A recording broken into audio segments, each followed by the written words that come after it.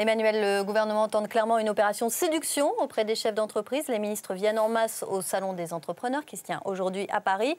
Et Fleur Pellerin, la ministre des PME, a insisté sur un point, la possibilité pour un patron de se tromper, donc d'avoir une deuxième chance. Oui, effectivement, quand on échoue en France, quand on est un chef d'entreprise, c'est extrêmement compliqué de rebondir. Pourquoi ? Parce qu'il y a plusieurs verrous.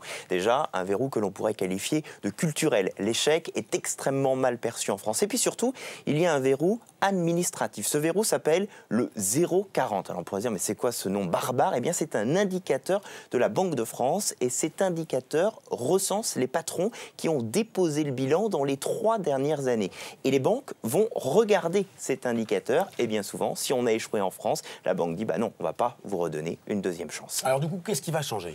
Eh bien, Fleur Pellerin, qui est donc notre ministre des PME, en plus de l'économie numérique et d'une carte de visite assez remplie, eh bien, Fleur Pellerin envisage en tout cas d'arrêter ce 0,40 et donc de ne plus inscrire ces patrons qui ont échoué sur ce listing de la Banque de France. C'est extrêmement important, c'est vraiment une révolution puisque ça envoie plusieurs signes. Ça envoie déjà un signe que le gouvernement se montre pratique et non dogmatique d'un point de vue économique, parce que c'est une demande des chefs d'entreprise et notamment des organisations patronales depuis plusieurs années. Et puis surtout, ça envoie un message presque subliminal.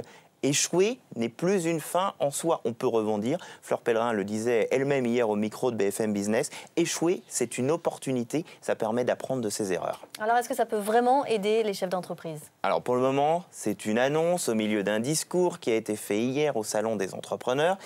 Il va déjà falloir voir comment ça se met en place et si véritablement ça se met en place. Parce que ça va être compliqué, c'est législatif, ça dépend notamment de la Banque de France. C'est pas ça, bien évidemment, qui va relancer l'esprit d'entreprise ou qui va donner confiance plus qu'aujourd'hui. Mais c'est vraiment un signe extrêmement important, ça nous met sur des standards internationaux, ça nous rapproche notamment des États-Unis où l'échec est une donnée importante. Michael Dell, le patron de célèbre marque d'informatique, dit « si vous n'avez pas échoué, c'est que vous n'avez pas assez tenter. » Donc c'est extrêmement important comme signe envoyé par le gouvernement et je vous conseille la lecture de Ma petite entreprise a connu la crise. C'est un jeune entrepreneur qui explique tous ces problèmes. Il s'appelle Nicolas Doucerin et je pense qu'il fera partie de ceux qui sont contents de cet possible arrêt de cet indicateur 0,40.